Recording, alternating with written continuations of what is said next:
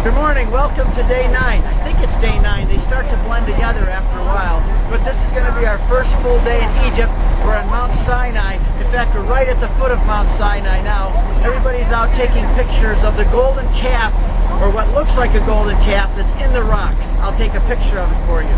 But we're getting started. Last night we went up to the top of Mount Sinai. Everybody was exhausted, but at least we got a good night's sleep. So this is the beginning of the day, first full day in Egypt.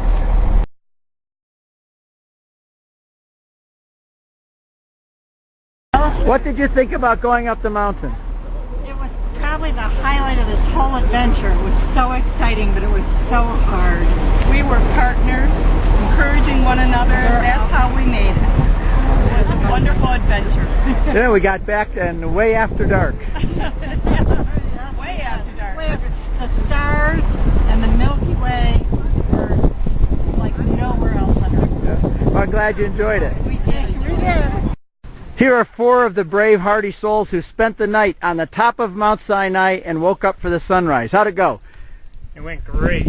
Oh, over here. It went great. We joined the elite class of Moses and many others who spent the night up on Mount Sinai and really encountered the Lord up there. The stars up there was great. That view up there was wonderful. It was beautiful. It was really cold. Really, really cold. But it was worth it. We had some awesome night prayer up there. So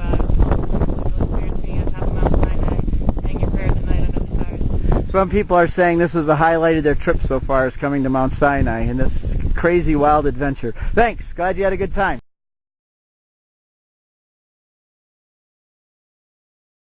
Here they come. They're on their way up to St. Catherine's Monastery. On the right are our 2 local Egyptian guides. And here comes the whole crew. There's a couple back at the hotel didn't feel well, but everybody's bright and chipper and ready to go again today. Want to see St. Catherine's? Inside is Jethro's well and the burning bush. Flood up here. Here, yes. It was a very huge flood in the year 1801. I can't imagine the flood. In the times of Napoleon Bonaparte. Napoleon Bonaparte ordered to rebuild. So these are the walls of Napoleon Bonaparte. Or what is left from the original. This is St. Catherine's Monastery here at Mount Sinai. This is one of our groups here learning about the monastery, and this is the other group learning about the monastery. And then we're going to go in and see the burning bush.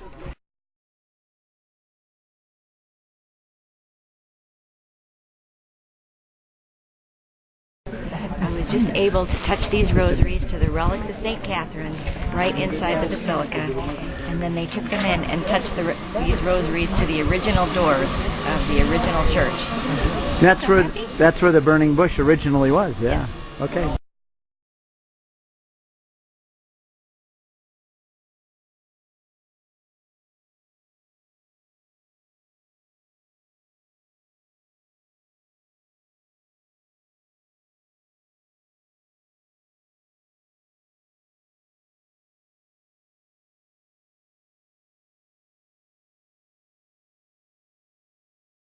East of Egypt, coming from Israel, passing through Sinai, then coming towards the Delta, and then following the Nile all the way down south till they arrived to a city today called Asyut.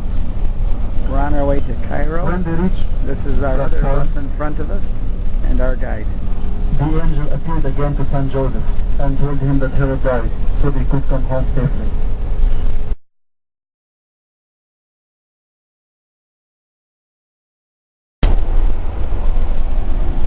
Our other bus ahead of us. We're going down up through the Sinai, actually toward the Suez Canal. We're leaving Mount Sinai and going towards Cairo. This is our second bus up ahead of us. We're still in the mountains here in Sinai, and we're hoping about 6 to 8 hours we'll be in Cairo.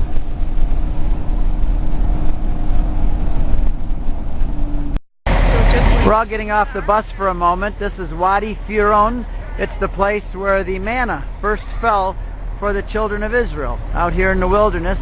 Now they've got it a little bit with agricultural because they put these hoses in to get water, but this is the pilgrims taking pictures and seeing the place where the manna came down for the first time. Now we've got the little Bedouin girls that want to sell us things. They're bringing all of their beads and things to show us. This is Rafa Adim, Wadi Firan. This is where the manna came down for the first time in the wilderness. This is also up on this mountain here is where Moses was with Aaron and Hur, and they held up his arms as they fought the Amalekites. This is also where they grumbled against Moses because they were tired of the same old bread. This is the pilgrims here taking pictures and seeing everything. Wadi Firan, Rafadim. All the needed water, and also provides all this mud that makes the fertile land around the Nile. So, of course, they were used to big variety of food, Wadi Rafim, meat, and Wadi Firan.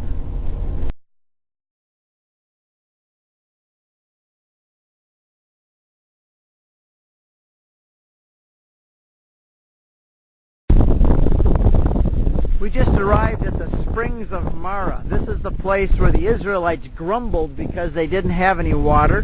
And when they finally came and found the wells, here's one of them by the way, what they found was bad water.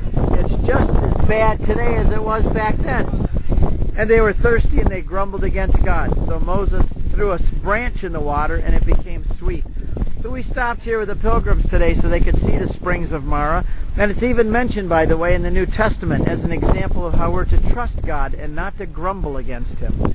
There are more wells over here, and then out there is the Red Sea, which we're going to be seeing next.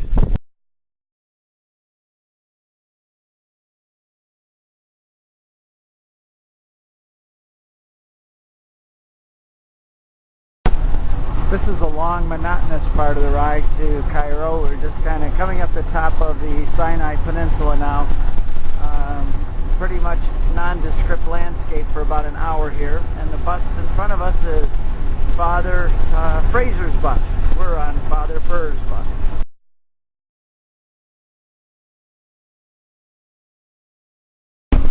We're going through the tunnel under the Suez Canal.